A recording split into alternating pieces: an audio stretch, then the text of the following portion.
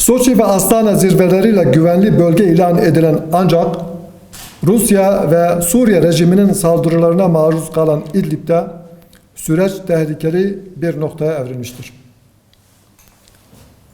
Suriye'de iç savaşın başlangıcından bu yana siyasi süreci sabote eden, kaotik durumun sürdürülmesine yönelik strateji izleyen Rusya ve ABD'nin arzuladığı Türkiye'yi savaşın taraflardan biri haline getirme sürecinin başlamak üzere olduğu görülmektedir.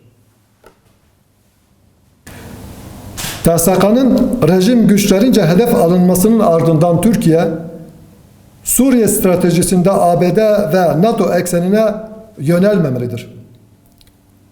Mülteci akını ve sınır güvenliği açısından Türkiye'yi olumsuz yönde etkileyen iç savaşta ABD, Türkiye aleyhine bir politika izlemiş ve sınır güvenliğini tehdit eden unsurları silahlandırmıştır. Bundan sonraki süreçte Suriye iç savaşında yeniden söz sahibi olmak isteyen ABD, Türkiye'yi vekil güç olarak plana dahil etmeyi amaçlamaktadır. Türkiye asla ABD'nin bu planına dahil olmamalı, Suriye ile topyekün fiili bir savaşa girmemelidir. Operasyon sivillere yönelik katliamların ve yeni göç dalgalarının durdurulması ile rejimi anlaşmalara uymaya zorlamak için olmalıdır. Kaotik durumun sona ermesinin tek yolu siyasi müzakerelerdir. Çatışmanın boyutu derinleşmeden ve müzakere şansı ortadan kalkmadan Türkiye ve İran önderliğinde bölge ülkelerinin desteğiyle Rusya ve ABD'nin dahil olmadığı bir müzakere süreci başlatılmalıdır.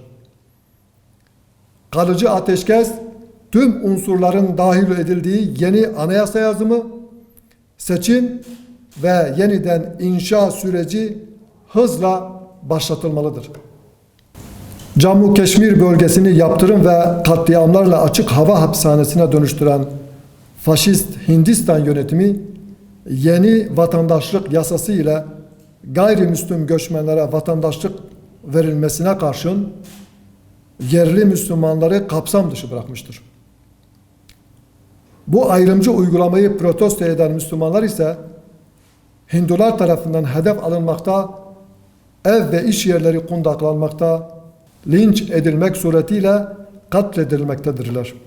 Hindistan güvenlik güçleri gözetiminde gerçekleştirilen katliam ve Müslümanları ötekileştirici uygulamalar yeni bir soykırımın habercisidir.